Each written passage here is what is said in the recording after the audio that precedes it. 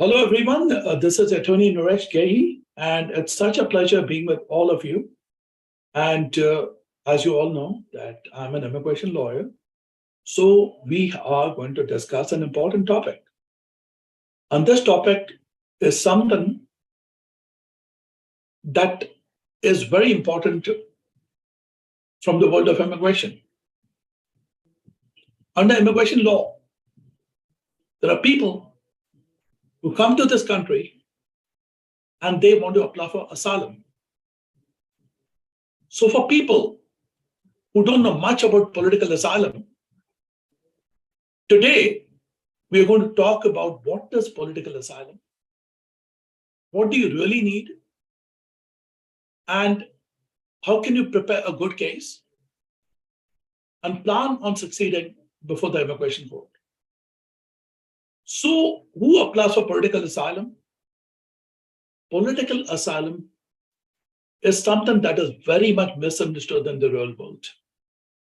Political asylum is something that is very much misunderstood in the real world. The reason is that people think that I need a lot of documents to apply for political asylum. That is not true. There's a leading case under asylum law, which is known as the matter of Mughrabi.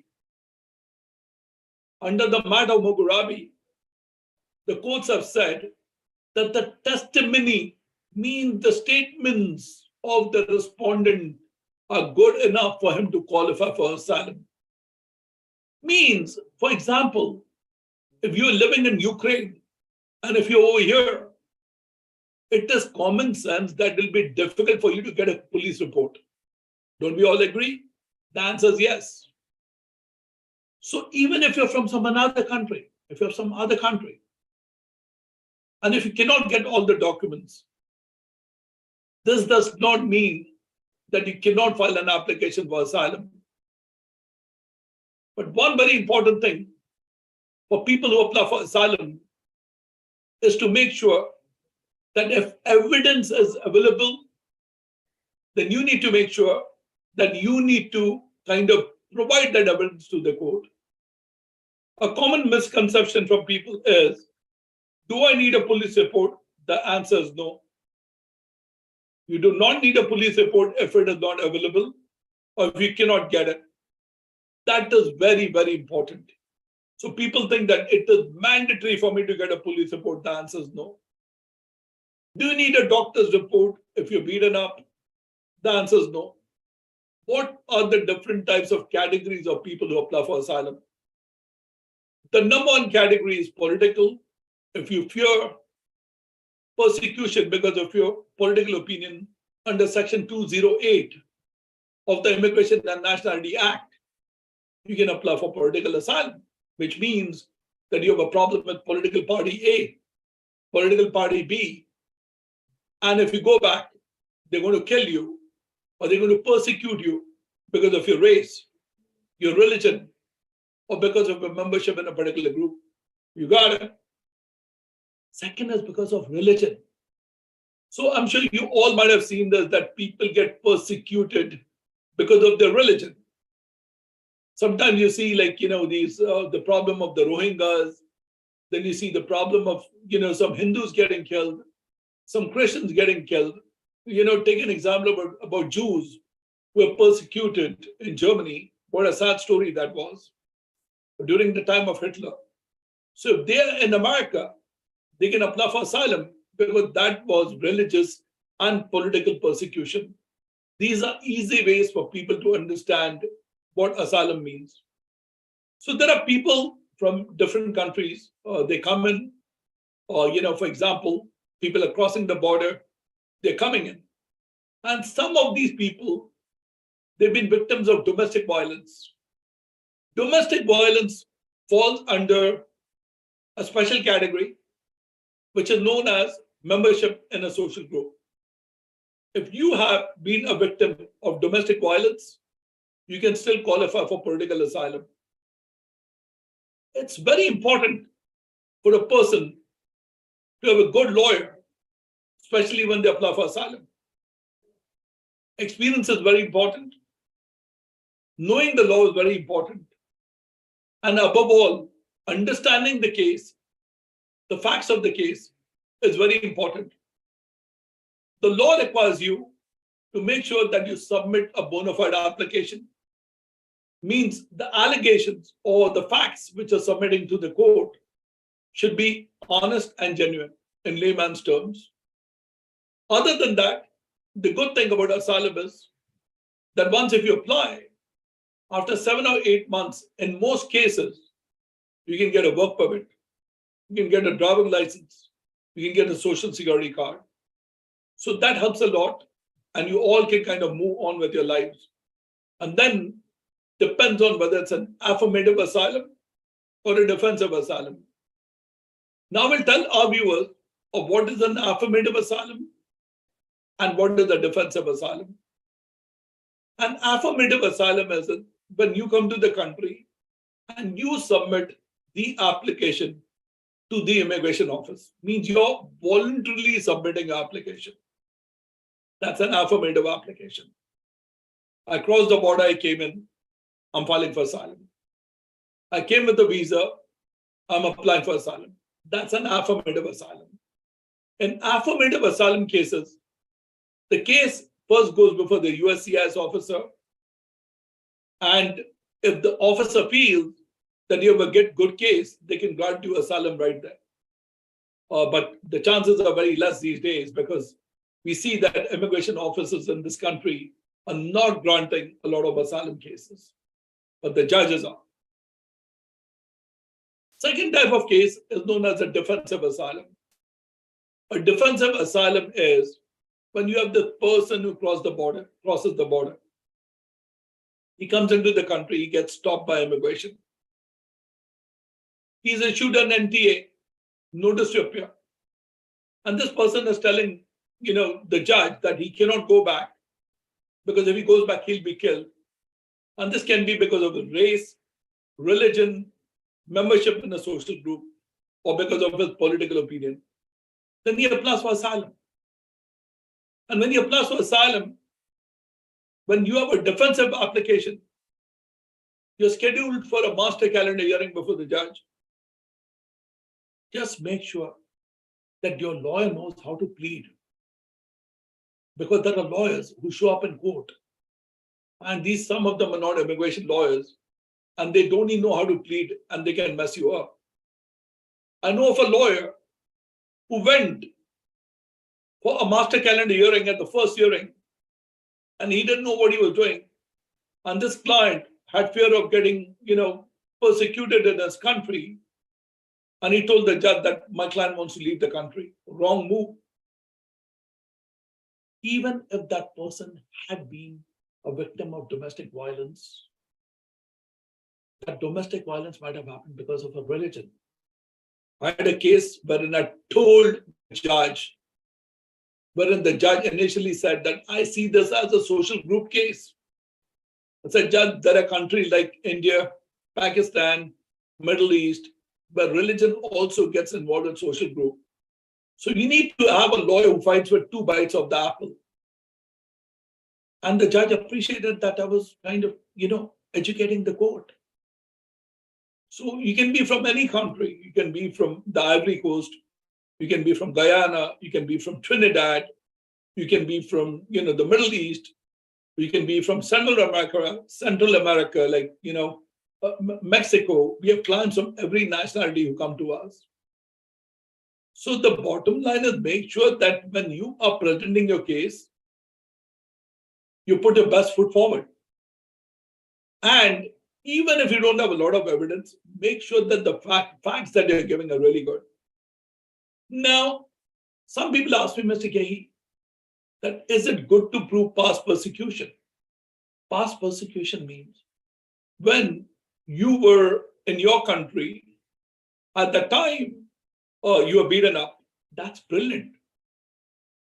Provided there is a nexus between the persecution and the political activity. So if a common man was beating you on the street and you're coming in and apply for asylum, that is not asylum. That was a physical altercation with a common man. the most important thing is there's a nexus between the physical harm and the political opinion, or the religious persecution and the beating that occurred. So those factors have to be looked into by seasoned lawyers. Besides that, one other thing a person needs to be proving, which I think I would say that most judges definitely look at that very carefully. In fact, I've seen 99% of the judges look at that. Credibility. You need to show that the court should believe you. When they talk to you, your story should be compelling. And if your story is compelling, then the judge will say, you have passed credibility. After that, then they go into the persecution element. They see whether how strong the likelihood is for persecution. And whether even now, if you go back, you'll be persecuted. Make sure that you work with a good lawyer who knows about what is asylum law. And sometimes, if you don't get granted political asylum, you may still qualify for withholding of removal, wherein the judge may allow you to live in this country, or you can still qualify for relief under the Convention Against Torture. So folks, number one, try for asylum. Generally, asylum requires a 1-year deadline, which means from the time you're in the country, you should apply within 1 year. But if you can show exceptional circumstances, which means that you applied for asylum late because of circumstances beyond your control, the judge may waive that. End of the day, when you're applying for asylum, make sure that you are credible. Make sure that you establish the burden of proof. Also make sure that you have the right documentation, because sometimes the documentation does not match with the testimony of the respondent, and that can unfortunately result in a denial of your case. And therefore, be very careful. There's nothing like a 100% case. When fortune favors the brave, when the great get going, the going gets great. And before your final hearing, which is commonly referred to as the individual hearing, prepare your case very well. Take some time off. Study your case, then go for the interview. So this is part one of political asylum, and we have a lot more to cover this field. Some questions which I got from people in the past are as follows. Number one is that I am gay. If I go back to my country, I will be killed. Good case, because there are some countries which are very religious and they do not permit gays. Asylum is a good way to look at it. You may fall under social group. That's a good thing to consider. Victims of gang violence, they are good to go for asylums. Victims of domestic violence, they should consider it. People who worked in political parties, and if they fear persecution from the opposition, they should consider it. Religious persecution, which means that you are targeted because of your practicing a religion, you should consider it. So social group is another way of looking at it, is that there are some people like who are kind of unfortunately abnormal, they have all these disabilities in the country. And there are countries wherein people look down upon disabled people. In those cases, you can use social group, and maybe you may be able to even incorporate religion. You can also try to incorporate religion, but you will have to educate the judge of how that works. Because the common mindset of the judge is that this is a social group case. But a brilliant lawyer can get it into religion too by showing all the religious texts and the paragraphs of religion that say that this is also related to religion. Now, let's take a simple example. A while ago, I fought a case, and it was a game changer. This particular person had spots on the body, like, the marks and everything. And everyone thought it's a social group case, so there's a stigma associated with it. But we got an article from a newspaper, and this case was actually wherein the health minister said that these bodily kind of infections that people suffer are because of the karmas. The court was surprised that we came up with that article. So a lawyer has to be well read. He has to make sure to listen to the client, but the client also has to be equally cooperative. Because sometimes some clients just expect the moon and they don't want to work. It's a two-way traffic. Your relationship with the lawyer is a two-way traffic. It's not a one-way traffic. And if both of you work together, I can assure you, you'll do very well on your case, and success will be there for you. And I think I wish you the best of luck. And this is attorney Naresh M. Gehi from Gehi Associates. We handle immigration cases from all of the United States. And if you are in a position wherein you want to apply for your asylum case, you can call our office, visit us. Our website is www.gehilaw.com, www.gehilaw.com. Prior results do not guarantee future outcome. This is an attorney advertisement, and our phone number is 718-263-5999. We'll be back again with our viewers with some more episodes about political asylum next time. Keep watching the show brought to you by Gehi Associates. And the name of our show is Green Card with Gehi. Please do not forget, and you're going to get more and more information. Doesn't matter if any immigration matter other than this, from anywhere in the world or within the United States, you can contact us. Thank you. It's been wonderful being on the show. We have a chat from a viewer here. Okay, do we have any questions here?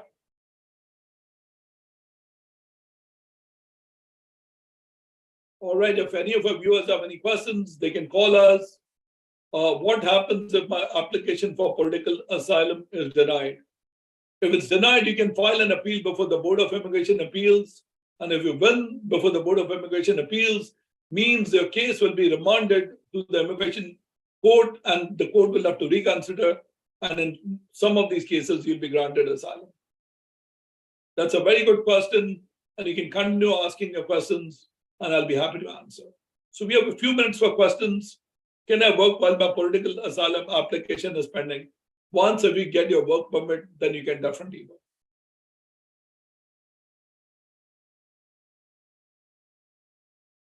Let's wait for the next question. Can I travel outside the United States while my political asylum application is pending? Not to your home country, not advisable. So if you get a permission to travel, and if you're not before the immigration court, if you're before USCIS, they may grant you permission to travel. But while you are before the immigration court, the answer is no. Now, one other thing is that, can I bring my family with me if I'm granted asylum? Yes, once if your asylum is granted, you can definitely, within 1 year, you can apply for your family members. That can be a spouse and your children under 21 to come and join you over here.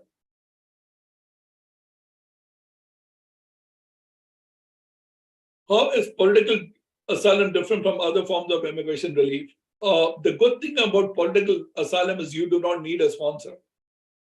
And that's one good thing about it. You have to fill your own application. You can get your work permit after 8 or 9 months. If your application is bona fide, and if you win your case, you get a green card. So you don't need a sponsor. In most of these other cases, you need a sponsor, except for if you're applying under EB-1A, or if you're applying under EB-2 under the National Interest Waiver, you don't need a sponsor. Others, you will need a sponsor. If you're a victim of abuse under VAWA, you don't need a sponsor. That's the beauty of political asylum. What is the difference between political asylum and refugee status?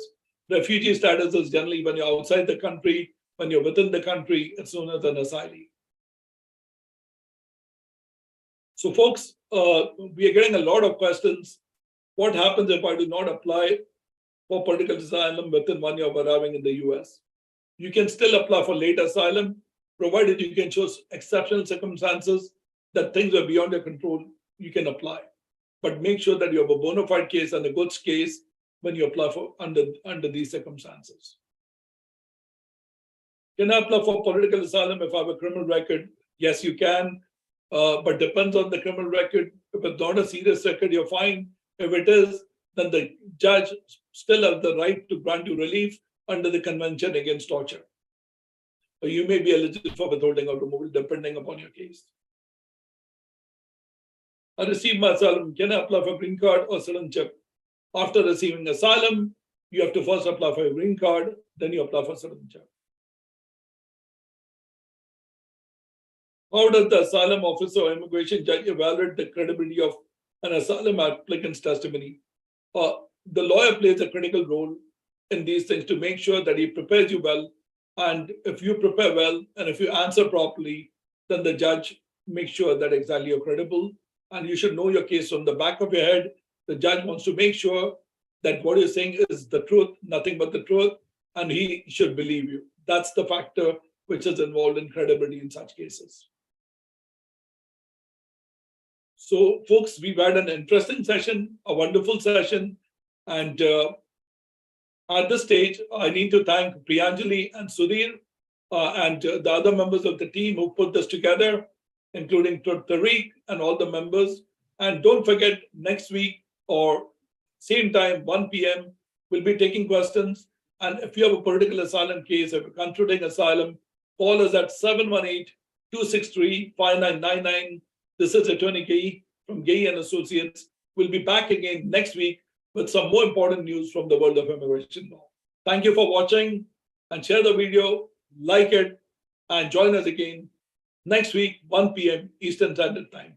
Thank you for your time and look forward to seeing you all again.